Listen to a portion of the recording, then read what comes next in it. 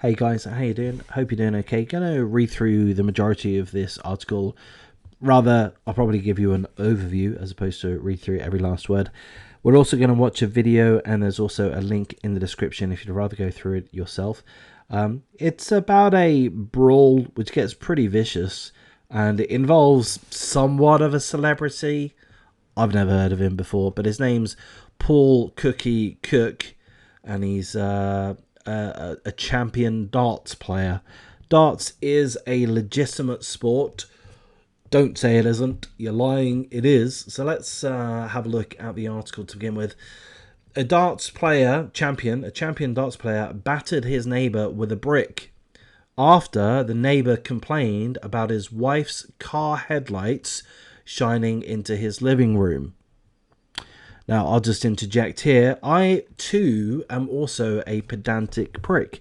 I get really annoyed by these types of things. I've had a car parked very close to my bedroom window with the engine running for, half an hour or so, and the big, powerful lights just blaring into my bedroom as it happened. It's not the right thing to do. They were also blocking my driveway. It's illegal.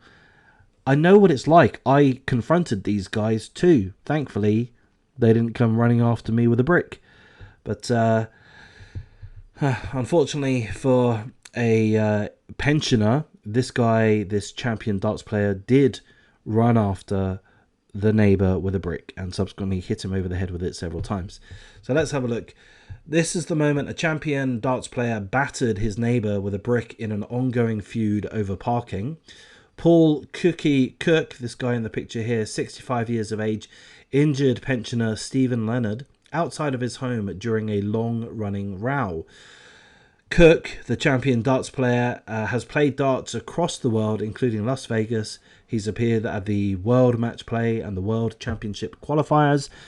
Apparently, he's quite the man within the darts world, but he and his neighbour have had issues for more than 30 years, a very long time. The prosecutor said that the defendant's wife had reversed her car onto the driveway and kept her lights on. The lights were shining into Mr. Leonard's living room, which is immediately opposite, and were dazzling him. Okay, so seemingly the woman concerned was parked on her own driveway. I don't know, mate. If they're parked on their own driveway, you probably just have to put up with it, probably. But he didn't put up with it. He went over and confronted them. We see a few pictures here, but we can watch a video. We'll pick it up a little bit in, and trigger warning, we are going to see one old geezer hit another old geezer with a brick. Oh no, let's rewind that a little bit. So they have been talking, and then this guy walks off. He picks up a brick, knocks him to the ground. Yeah, he hit him with the brick at least once. And then he decided he wanted to roll around on the floor too. The wife there was doing what wives do, which isn't a great deal really, just getting in the middle kind of helplessly, to be honest. And they're having a good old fucking shindig down there. It's a pensioner, and the main guy is 65. The other neighbours get involved. They all want a piece of this action. The real nastiness here is the brick. Looks like the pensioner, he did alright for himself. He just got hit in the head with a brick, and it's the other guy that's still on the ground. Anyway, so let's go back to the article. I think we can afford to do that. So the neighbour went outside to speak to the champion darts player's wife about her car lights, but the darts player appeared and things turned heated. The pair were shouting and swearing at each other for several minutes. As the argument came to an end, the defendant, the darts player, returned to his driveway, picked up a grey paving brick and bashed it over his neighbour's head. Despite his wife screaming, "Paul, don't do it." What is wrong with people, man? Like, what is wrong with people? I'm not a doctor, right? I'm not a doctor. I don't get in that many street fights. Fine, occasionally, sure, every now and then, but not that many. But I've got enough sense not to. I've got enough sense not to hit people over the head with bricks. I'd be thinking that that might do them some serious damage, and I might go away to prison for a very long time. So as we saw, the victim fell to the floor. The other guy, the darts player, punched him in the head before being pulled to the ground by the pensioner, who fucking stuck it right on him, frankly.